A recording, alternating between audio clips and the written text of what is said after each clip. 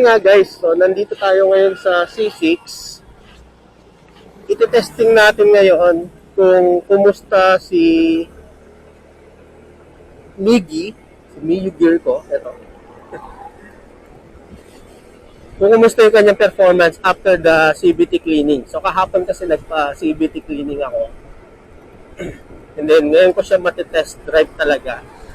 Kung kumusta yun na yung kanyang naging performance after the CVT cleaning. So, once a year nga pala ako nagpapa-CVT cleaning, guys. So, pangatlong taon na ni Miggy. So, pangatlong CVT cleaning na rin ito. Before ko siya ipalinis, may mga times na parang may nararamdaman akong dragging sa kanya. Yan. Pero ngayon, after nung CVT cleaning kahapon, nakakatuwa kasi parang bagong-bago ulit from the casa. Ang galing. So maganda talaga kapag na-maintenance natin yung motor. So every year, yun nga yung parang pinaka-schedule ko sa kanya. CVT cleaning, full maintenance.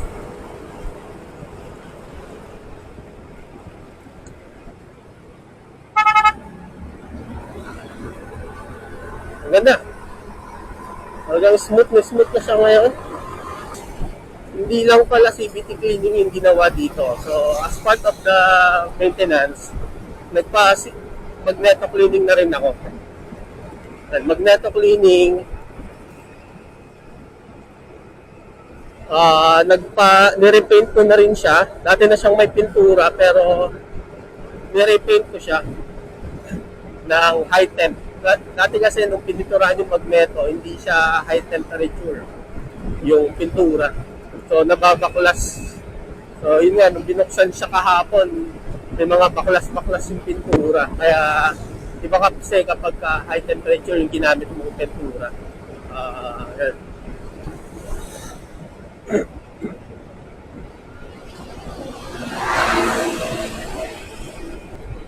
Magkano yung inabot nito? So, bumili ako ng high temp, yung samurai na pintura. Tapos, bumili rin ako ng panlinis talaga, CVT. Then, bumili rin ako ng high temperature na grasa na sa sachet. And then, bumili rin ako ng basahan. Ayan. So, na-require yung sa atin nung gumagawa. Yung labor, kasi dapat CVT cleaning lang eh. So, yung labor, 400 yun. Sa CVT lang, yung panggilid. Yung panggilid niya, 400 pesos. So, during no time na nililinis kasi yung motor, sabi ko, linisin na rin yung magneto. Buksan na rin yung magneto, pinturahan, pati yung tambutso actually, pinapinturahan ko na rin. Kaya, bagong-bagong pintura uli yun. High temperature yung ginamit natin. Magkano labor nun? 350 pesos. Yes, 350 pesos siya.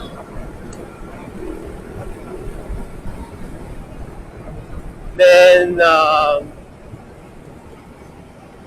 nagpa-change oil na rin pala tayo, guys.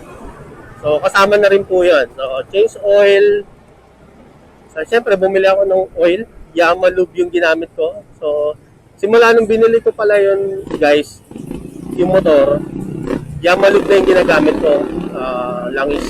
Hindi ako nagpapalit ng iba. Synthetic naman kasi siya. Saka made by Yamaha, di ba? So, doon maraming nagre-recommend na ito, gamitin mo, ito, ganyan. Pero, Yamalube pa rin yung ginagamit ko. Hindi ako nagpapalit. Kasi, ako naman, di naman ako, naghahanap ng gusto ko mabilis. Depende naman kasi sa pagpapatakbo mo yan. Kung gusto mo mabilis, hindi panda rin mo mabilis. Pero, syempre, safety pa rin. Number one pa rin is yung safety. mahalaga.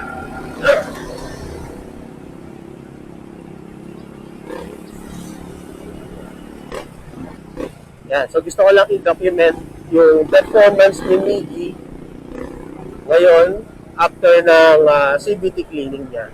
Magneto cleaning, repaint, yan. So magkano pala yung total na inabot nyo? Okay, so 400 yung labor sa CVT, 350 yung labor sa magneto, saka yung repaint ng magneto, saka yung pintura ng tambutso.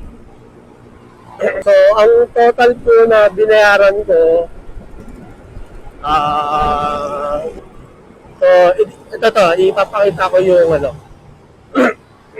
yung computation dyan sa script. Yan. So, sinashare ko sa inyo to para may idea kayo kung magkano yung pwede nyong gastusin kapag full maintenance ng motor. Kasi, siyempre, kasama na natin sa budget yan. Hindi pwedeng tipirin natin. Hindi pwedeng tipirin natin kasi pag hindi ka nagpa-full maintenance, hindi ka nagpa-maintenance ng motor, mas malaki yung gagastusin at pinaka-worst, baka masira pa yung motor kasi masyado ka nagtitipid. Pag talaga ng budget natin is yung full maintenance sa motor para, di ba sabi nila, para ingatan ka ng motor mo, dapat ingatan mo din siya. Di ba? May mga ganun. Siyempre, di ba? Tama nga naman. Hindi pwedeng gamit lang tayo ng gamit.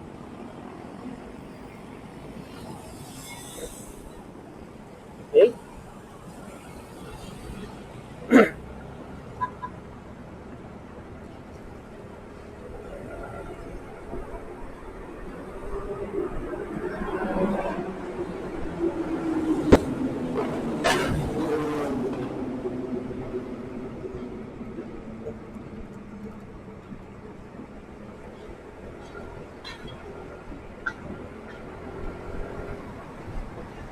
Sobrang smooth nun niya. Grabe, ang ganda. Parang good as niya talaga tong motor na.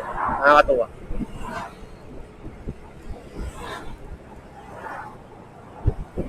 Ba talaga kapag nami-maintenance yung motor, kumbaga parang nawawala yung alinlangan mo na baka ano yung performance niya, di ba? Galing, nakakatuwa lang.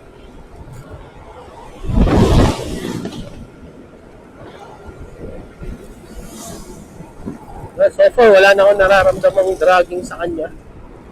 Kasi last time, parang meron akong nararamdaman.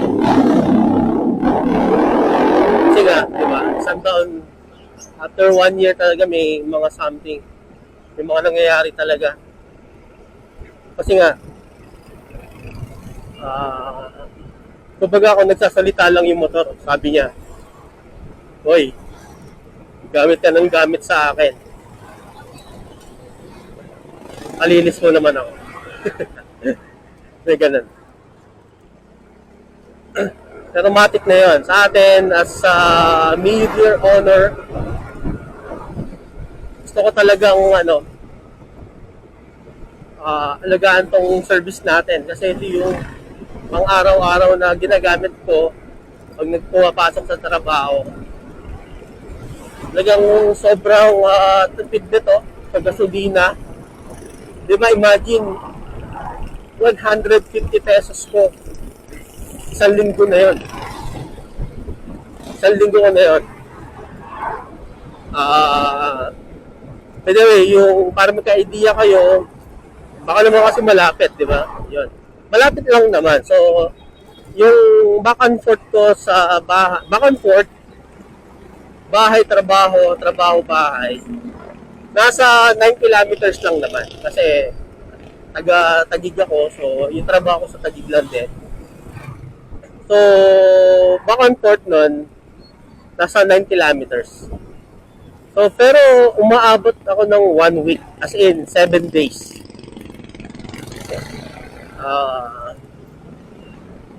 Kasi kasaming gala. Pero kung trabaho, bahay, 5 days, syempre. Tapos, minsan, maalis din ako ng Sabado sa Linggo. Kaya, bago ako magpagasolina. Kaya, counted siya, di ba? So, kasi sinasakto ko na 7 days bago ako magpagasolina. So, ang kagandahan, hindi pa siya nauubos. Di ba? Yung 150 hindi pa yun ubos. Kasi hindi pa ubos yun. Kumbaga, parang may 1 litro pa kung mahigit. Kasi lagi ako nagpapa-full tank every week.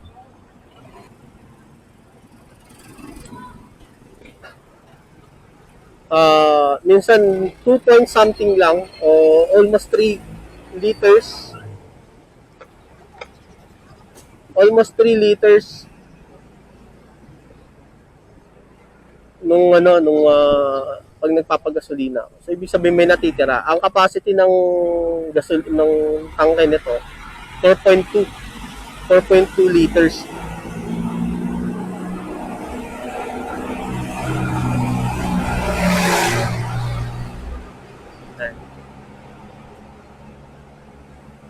Kaya kayo, kung may motor kayo, diba, alam nyo yun, na talaga matipid itong Blue Core, itong motor na to. Kasi nga, Blue Core na rin siya. Ayan.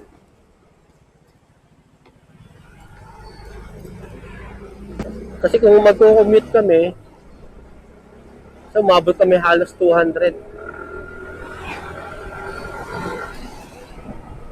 pesos isang araw lang yun, guys. Diba? Compared mo naman sa 1 linggo na 150 lang. Galing, di ba? So, laking tipid talaga. Kaya yung ginastos ko dito sa motor nung binili ko to, parang bawi na eh. Bawi na ko, kukumpitin ko yung mga naging pamasahe, di ba? Sulit. Sobrang sulit. Tapos enjoy mo pa yung pagmumotor. Nakakatuwa.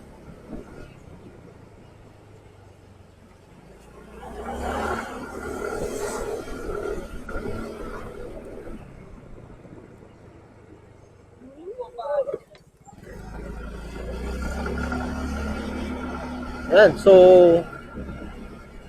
iba talaga kapag no-full maintenance yung motor. Kaya sa mga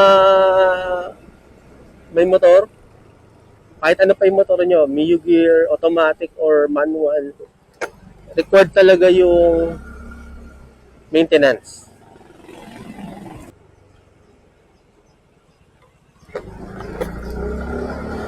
Basta ako every year ako nagpapa CVT cleaning. By the way nga pala, tinotal ko yung number of kilometers, yung odometer na tinakbo niya after 1 year. So ito nandito sa screen. Ayan, nasa 5,900 plus kilometers. So almost 6,000 kilometers. So masyadong mababa lang, no, kasi hindi naman tayo gala talaga. So trabaho, bahay lang. Depende yan. Kung ako once a year, kasi nga bahay, trabaho lang naman. Pero kung kayo ay mga rider, na delivery rider, o kaya mga joyride rider, di ba?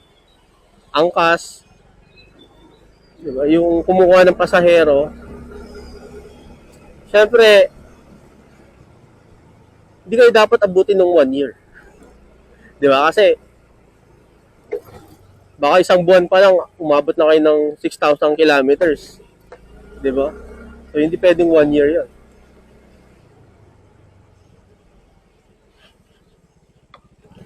Yan. So, bali, ayun, no? Depende siya. Depende siya. So, tingnan nyo yung odometer. Okay? So, by the way, nandito na ako sa aking venue. So, iwanan ko na kayo, guys. Kano po? Camellia Street. Thank you. Yan.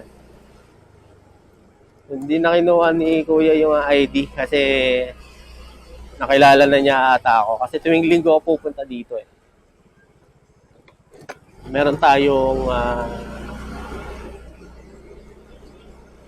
trabaho ngayong linggo. Linggo pa lang ngayon. Siyempre, kailangan nating kumita. Maghanap buhay para sa ating pamilya, di ba? Yan. So, hanggang dito na lang, guys.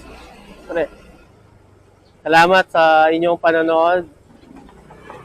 At magkita-kita tayo uli. Though hindi nyo masyado nakita yung mukha ko. So, boses lang.